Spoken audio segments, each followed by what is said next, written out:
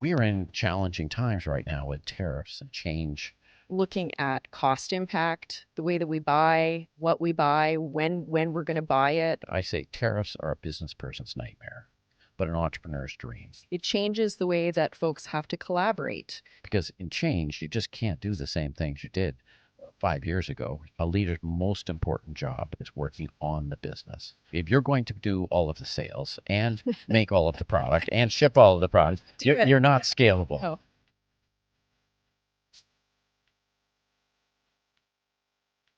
In about 1990, I started a company called Simply Clean. And that company made environment friendly detergents, dish soap and laundry detergent, that sort of thing. And the problem was pretty heavy, and we were having problems getting listing in grocery stores, and we sold most of it to health food stores. Right. And Pure Source was a company that was distributing products to health food stores. So we merged with Pure Source. And then a few years later, we sold to Now Foods. And after we sold Pure Source to Now Foods, I had invested a little more money. I sat on the board of Pure Source. Didn't have much to do with Now Foods for a few years. And then the founder of Now Foods, Elwood, asked me to join the board. Fast forward later, he asked me to become the chairman of the board. And I'm now the chairman of Now Foods, which is how I now know you, who is the country leader of Now Foods and Pure Source in Canada.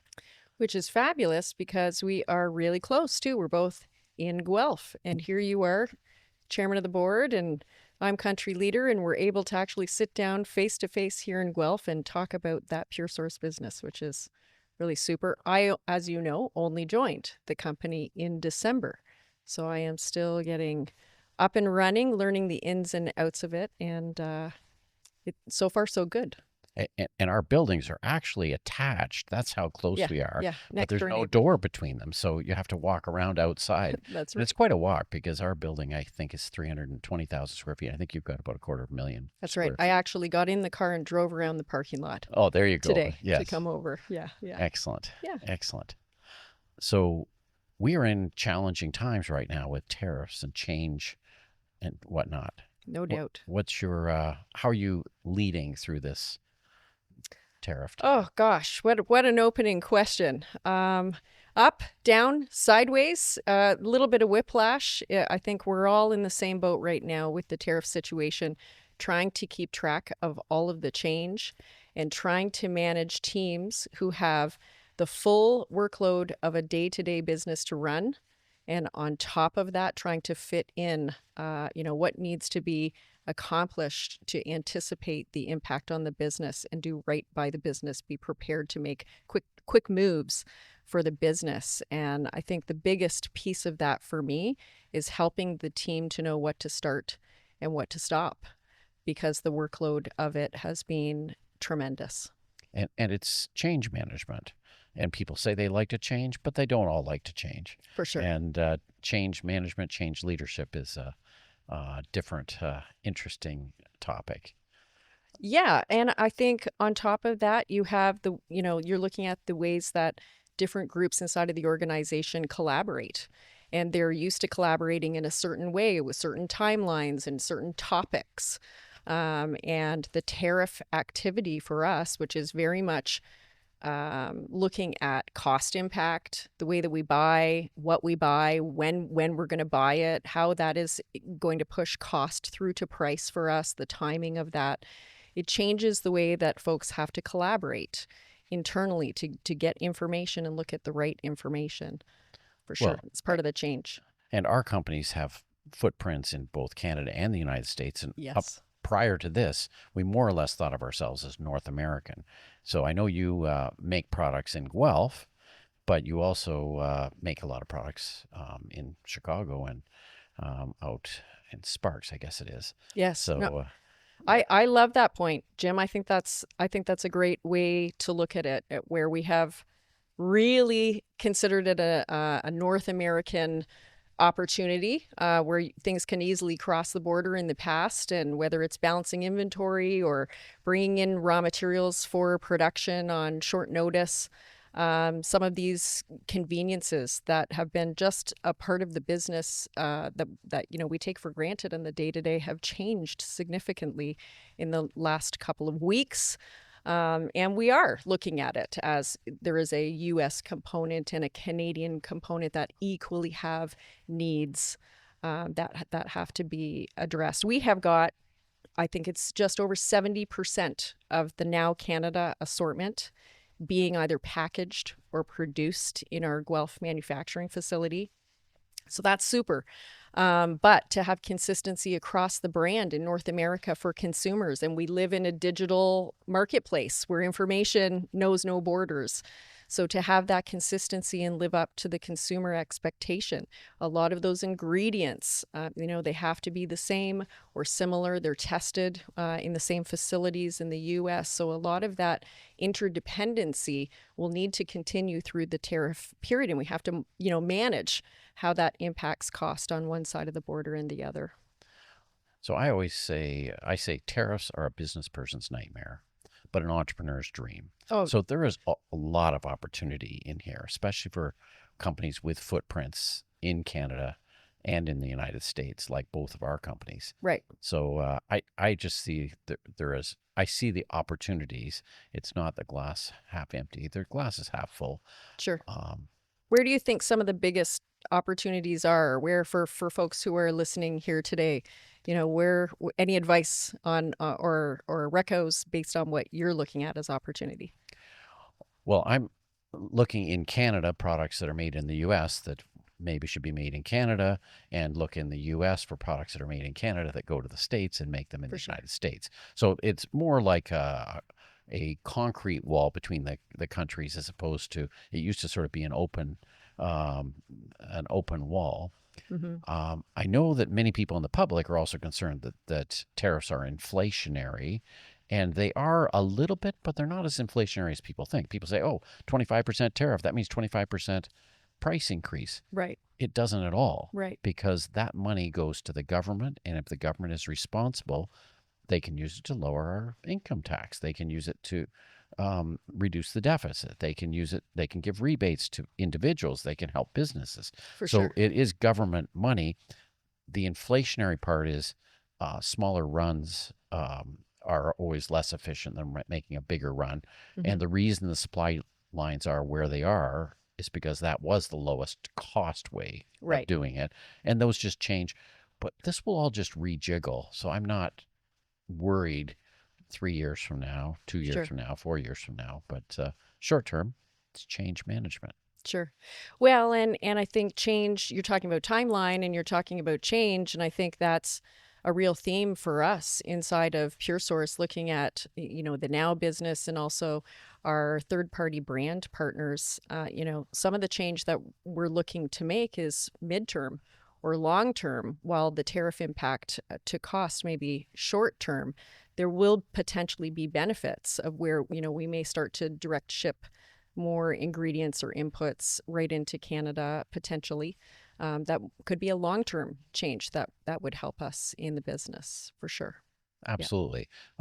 What this is also creating is uncertainty. And part of the problem that we both have is most business decisions of any scale are long term. Right. We don't go and put an addition on a building, and um, that's a many year payout. Right. And now we're not sure where things are going to go. So the result is we don't put Right. an addition on. Right. And that means a year from now, the roofer doesn't get paid, and then they don't eat out in the diner, and then the waitress doesn't get paid, and then she doesn't buy a Danby bar fridge. Right. So Right. that's what economy is all about. So I do believe there will be a softening of the economy, definitely in Canada, and possibly in the United States, and to some extent our products are impacted by that. But what both Danby and Now have going for us is we're both value brands, and in times of economic tightness, people look to value brands. Right. So there is silver lining in being a value brand. For sure. Uh, Yeah, for sure. and in Danby's case, we also tend to make small white goods, small, large appliances. People are probably not going to build 5,000 square foot homes where we don't have appropriate product, except in the basement or the garage. But but they're going to build 1,200 square foot condos where we have perfect products. So the market comes a little more to us. Hmm. Yeah, and it's an interesting point around that little bit of a shift in demand. I think when it comes to our business and specifically the supplement space, which is a very big portion of the Pure Source business and inside of Now Foods Canada, I don't know that consumers will fully stop taking those supplements that they really depend on for their health and wellness. You may see folks who take, a certain amount of vitamin D every day who perhaps just reduce the amount a little bit through the tariff period. Or take it every few days or, adjust their regimen a little bit. But I don't think that we'll see people cut out what is so important to their health and wellness. I think they'll manage their pocketbook through to keep going. And our aim is to try to, do everything we can to continue, as you're saying, to be accessible from a price point perspective for the consumer. It's really important. So I find the news cycle to be stressful. Yeah. What sort of supplement should I take for that? Because they say it might increase your sales of that, Gosh, right? you need to go to nowfoods.ca. There are so many products you can take. And actually, our marketing team has done a really good job of fast acting. They have added additional product information, just uploaded over the last few weeks to help folks find the right products for them, for sure. Yeah. In uncertain times, it's always nervous, but I am a big believer in gratitude. So I wake up in the morning and I'm grateful for where we live. Right. We are safe. Yes. And all of this will pass. And what we're dealing with here at worst is a first world problem. For sure. We're not a third world place and we're not going to have a problem eating. Yes, right. It's, Yeah. And I think I feel real gratitude inside of the organization for our team. And I'll say teams, but when I use the singular because I've really seen all of these diverse departments band together over the last few weeks. I'm very, very grateful for their dedication, the extra hours, the positive outlook that they all bring together to the table, the problem solving mindset. Couldn't do what we do if it weren't for each one of those folks really leaning in the way that they do it every day. But when they have to do it that little bit extra, it's even more. which is partly this change management. You're asking people to change Right. and do things differently. And always the first time you do things is way more time and way more hassle Yeah. than not. So, I mean, you're a very seasoned leader. Going through this, She meant to say old. No, go ahead. experienced. I don't yes. know, maybe that still translates to old, Yeah. but you know what I mean. In terms of how you have been managing change specifically through the last few weeks, are there key learnings for you? Anything that's hit you that's been different or new for yourself personally? Are there things that you do well, or things that you struggle with that you can help somebody like me learn from? So one trend, I tend to look at macro trends. Yeah. And one trend is AI. So we are looking at where should we appropriately integrate AI into our business. And if we're making changes, that's not a bad way to consider some things. Sure. So that's one thing that we're considering. I think the other thing, as a leader in high change, um, being human with your people and empathetic, Mm-hmm. they're nervous and they're concerned. So they need the stability of a Now Foods Pure Source or even a Danby. We both have strong balance sheets Right. and strong years in business and track record. Right. And that stability will can give comfort as long as you remind people that, hey, we aren't laying off. We're not Right. shrinking. We're able to thrive, because in tight economic times there will be some fallout, but it's not going to be the company with a strong balance sheet. Right. Yeah. The ability to weather the storm. That's right. The other thing I push in my organization is constant learning. Mhm. And if people approach life with a constant learning and say, oh, gee, Jim still wants to learn. Jim still wants book recommendations. Jim still learns. Right. Then I hope that example helps them to learn. Because in change, you just can't do the same things you did 5 years ago. You're going to do things differently. Right. We're here at Leaders Mindset Podcast. Welcome. And I love Leaders Mindset because what they're doing is they're creating videos, learnings, and building leaders is what our country need, is what our businesses need, and it helps people to grow.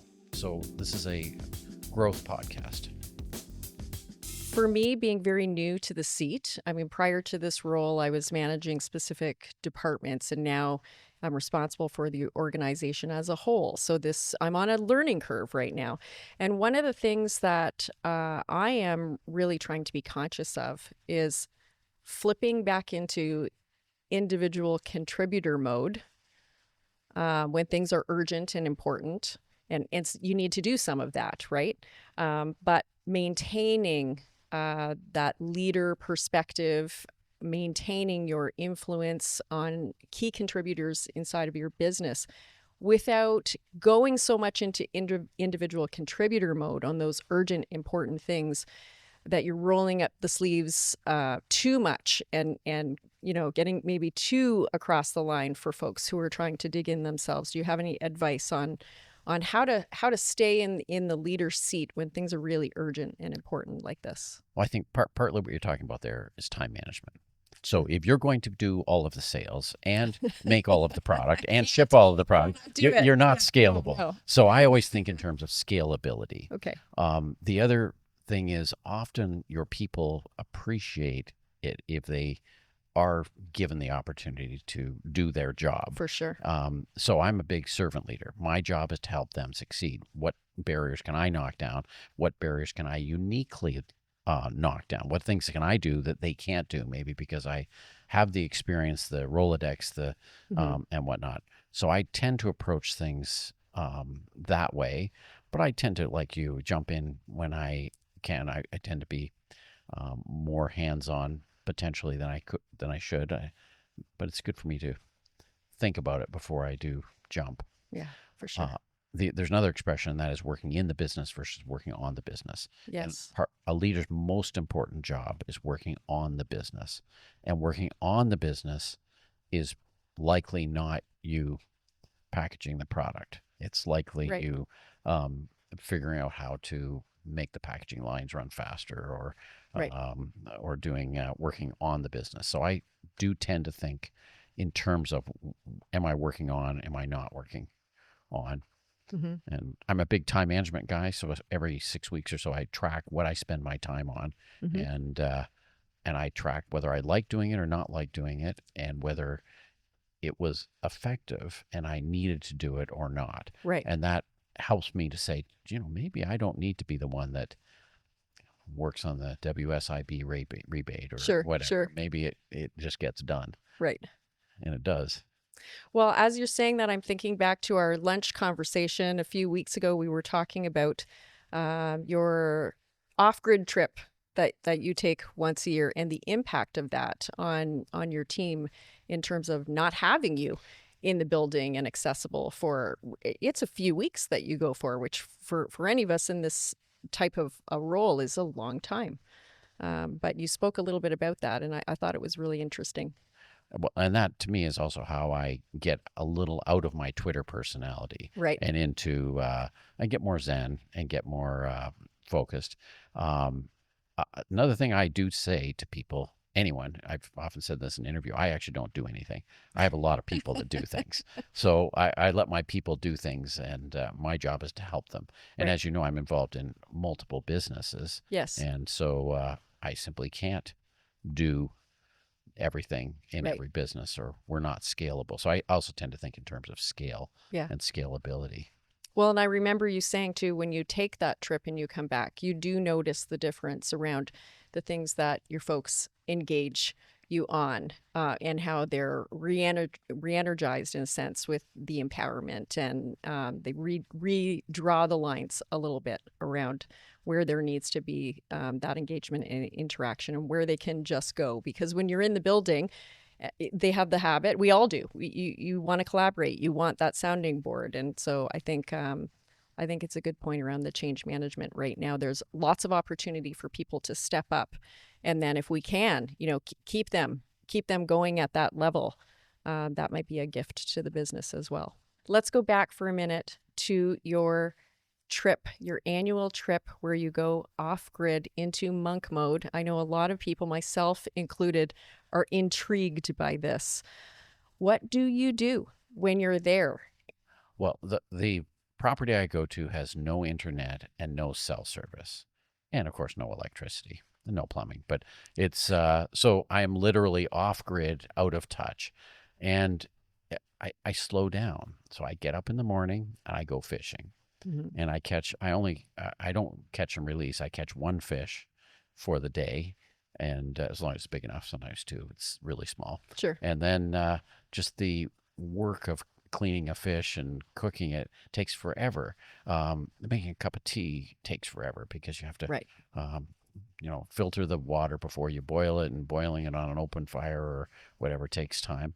I have a little trail network, so I do a lot of physical work while I'm there. I read, but I try not to over-absorb myself in reading because if I'm not careful, I can substitute reading for my digital addiction. Right. First 2 or 3 days, I'm crazy because I don't have my Just itching. my digital exactly. As a matter of fact, we just did this interview. What am I going to do? I'm going to go back to my office and I'm going to check my email. Right. And I'm going to check my messages, and I'm going to see what happened in the last 45 minutes. Right. That's who I am. So it helps cure me of that and opens my senses. When you're there on your own, right? So Yes. it's just you for what time period are we talking? 3 weeks? 3 weeks. 3 weeks solo. Yes, exactly. I do meditate every day, and it really improves my meditation practice because here I meditate like with a timer and whatnot, but Right. there it's even better. And this is not a new thing for you. You've been doing this how long? Oh, How many years? I've been doing it for decades, but not always solo, and not always 3 weeks.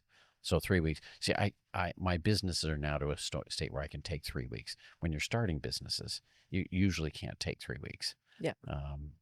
But no, and I happen to love wilderness. I happen to, and I love physical work, which you have to physically work because you're off grid. I don't take any automation. So if I'm going to cut something, if I'm going to cut wood for the fire, I'm cutting it with a manual saw and splitting it with a manual axe. That's Right. what I do. So you're there, you're winding down, you're finding some calm, you're meditating. So that in and of itself, I get it. I understand the benefits of that while you're there. When you come back, if we tie it back for a minute to the business or to your personal life, when you come back into the world, what benefits do you see that maybe are ongoing beyond the 3 weeks? So I worried when I was there that I'd lose all the benefit the minute I came out because I Right. had 1,000 emails Sure. and whatnot. But I am more aware, I notice, of things, and I am more present. So I'm not necessarily thinking of the next thing I'm going to say when you're talking, or Right. and it really improves awareness. So I notice little things which I didn't notice. Right. Yeah. And I'm a big advocate, and I know you're a health person as well. I'm a walker. A walker is great, but you're a power walker, is that right? Yes. Well, I try to walk as quickly as I can. I have been walking for years now with my dad. Oh, really good. Yeah. So we started this just as a stress management sort of for me. Obviously, he's long retired. For him, it was more about keeping his sugar down. And we go off to the beach strip in Hamilton, there, right along the water. Very relaxing. There are lots of days in the summertime, especially where, the waves are coming in. You would almost think you were on the ocean with the sound of the water coming in. And the two of us talk for probably the first hour We talk ourselves out. We talk about the stock market. We talk about what's going on in business. We talk about my children, my husband, my mom. We talk about neighbors. We do all that personal stuff. We talk about the business. And then we do another 2 hours in silence because we've talked about everything we can think about catching up on. And that next 2 hours is when it gets hot.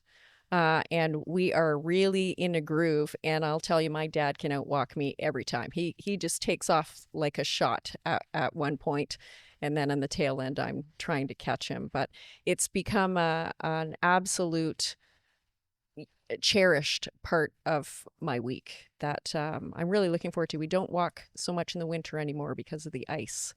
But as soon as this weather's starting to turn, we'll be back at it. That's awesome. And 3 hours is a serious walk. Yes. Oh yeah. No, this is not for lightweights. No. He's serious. Yeah. Yeah. It's great. I do a 1 hour walk each week with my son. Nice. Just 1 hour. And it's great for me to catch up with him. Early in my career, I wrote a book on time management. And one of the things I had was a bunch of powers. And one of the power is the power of while. What can you do while you're doing something else? Right. And I'm known for my walking meetings, except my walking meetings are a lot shorter than 3 hours. Maybe that's my time management. I never do a 3 hour meeting. I won't even do a 2 hour meeting. Right. I'm sure as heck not doing a walking meeting. But Yeah. walking meetings, I'm a big believer in because you're outside.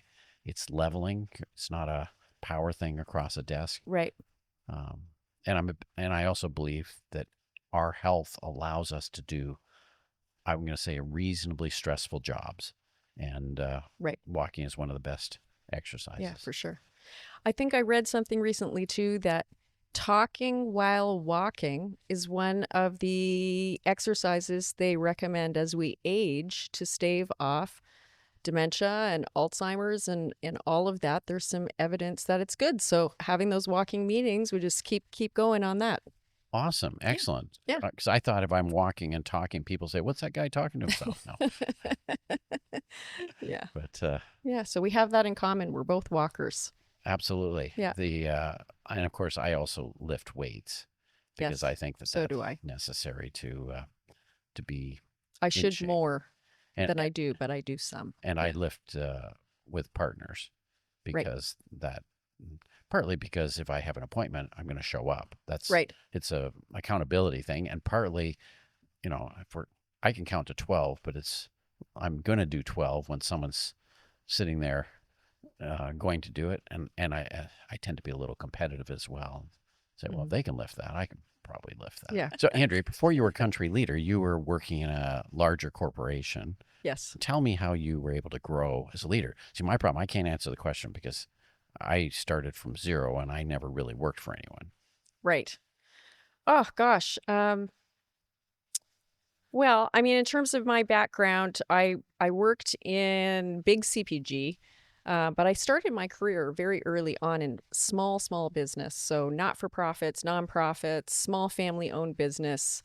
And that instilled in me a roll up your sleeves attitude and lean in and get her done point of view that has never left me all throughout my career. And so as I moved into big CPG, where you have defined departments and people have niche expertise and process is well established and things have a way of sort of flowing with the tide, I had a lot of curiosity through that time, and I kept finding myself moving into hybrid roles because I would be asking, hey, Jim, what are you doing over there? And how does that impact what we're doing over here? And where are there synergies? And how can we build communication? And that curiosity landed me a few opportunities in terms of role change that were really helpful.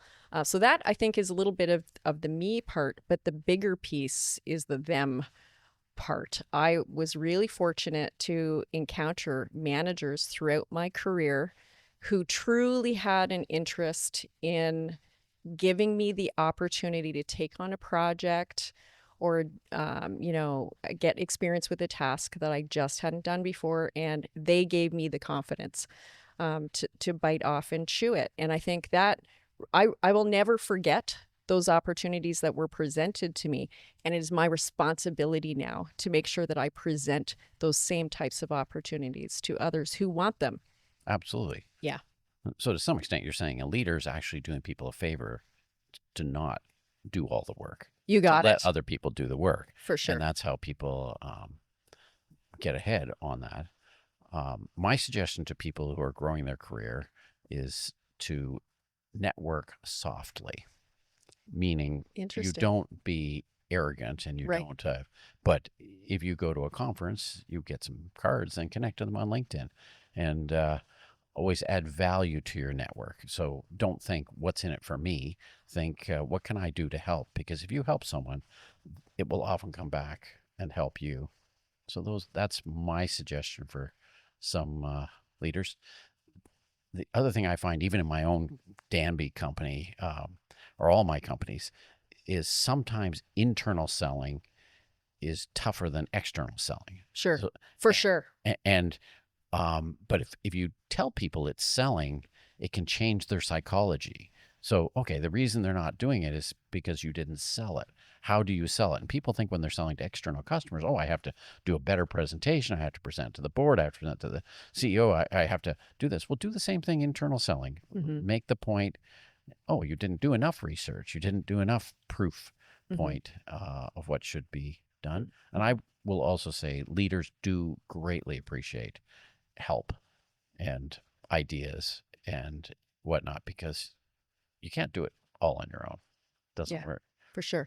And I think we can all have the tendency to take it for granted that the room understands, that the room has all the same information that we have, and we don't necessarily go to the extent to connect the dots for everyone and carry them on that journey. And you're right. With the outside world, we do that. We do it with the sell. We do it with the buy. We do it with the negotiations. Well, but we don't internally and always. if you're selling externally, you say, well, is this person an extrovert, an introvert? Right. Are they an engineer? Do they need 20-page document? Do they need a short 3 bullet point?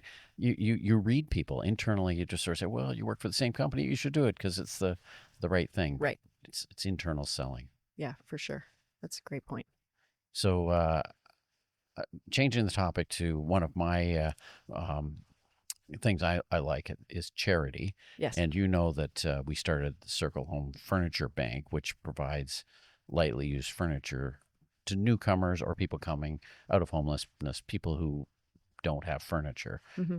I love it because it's multiple bottom lines, saves things out of the landfill, and it helps people get a start in life. And in that vein, see, I'll put you on the spot here.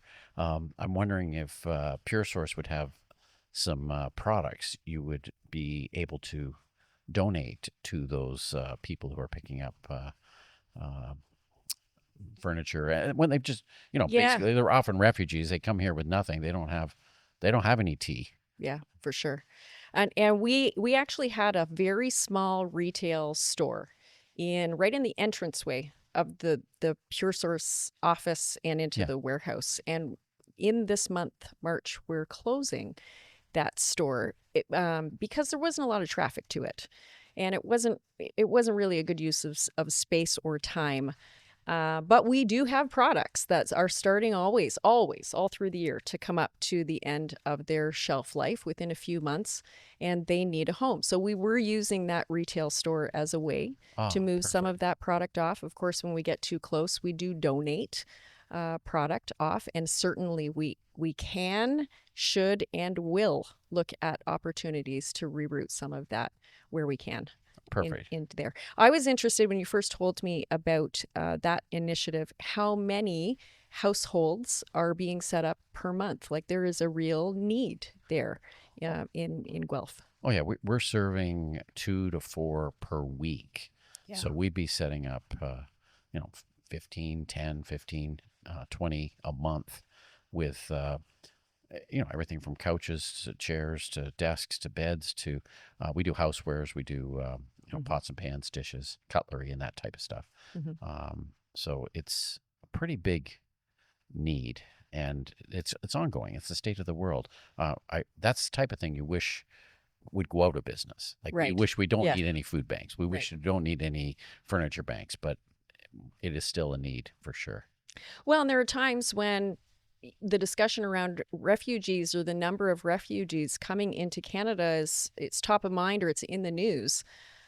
But this is a steady Eddie thing for you. Yes, And it we're in is. the Guelph area. So it's not like we're talking, the great big city center of downtown Toronto or something. Here in Guelph, we have this ongoing need.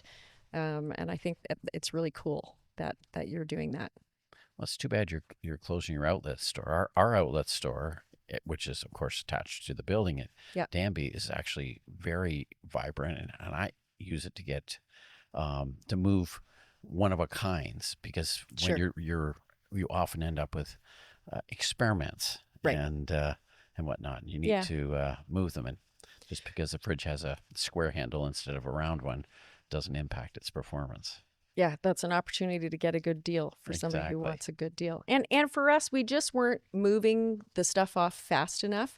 So that inventory will go to food banks Good. now. And we've always had a great relationship with food banks and done a lot of food bank donations. So that will continue. Another initiative that we're involved with is called Vitamin Angels. Yes. And I know you've seen our vitamin D. I don't have the vitamin D here today, but the vitamin D has got a special tag on the bottle for Vitamin Angels. And that's a group that helps to ensure that folks who can't afford supplements and who need them to ensure that they're getting the right nutrition. So we're talking people who can't afford it, who don't have that access, are receiving the vitamins that they need globally. So we're very, very active in the US and in Canada in donating money to Vitamin Angels.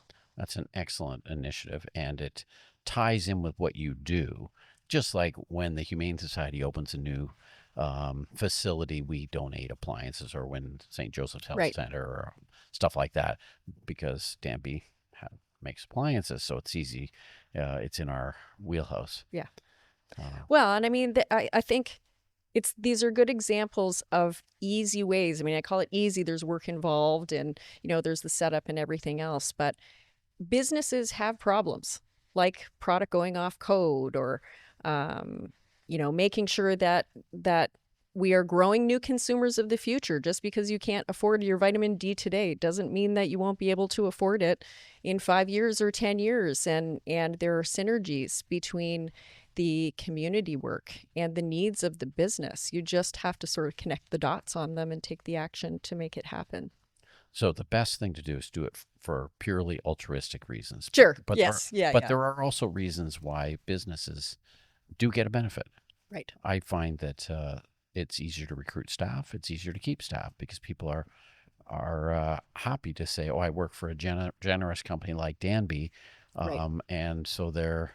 It's not that I'm trying to buy a private jet or anything like that with That's the right. profits. I'm trying to do good Right. in the community, and I think all business people should try to do good in the community because communities need it. Make us good corporate citizens. Yeah, for sure. This was really wonderful. Learned a lot from you today in terms of your thoughts, and really happy to be a part of this particular podcast. I know how much it is useful to me when I'm able to turn it on, be in the car, absorb that information, and make use of the time. So, really appreciative of having been here. Thanks. Well, thanks for coming. And podcasts are great use. Power of while. What can you do while you're driving? Yeah, for sure.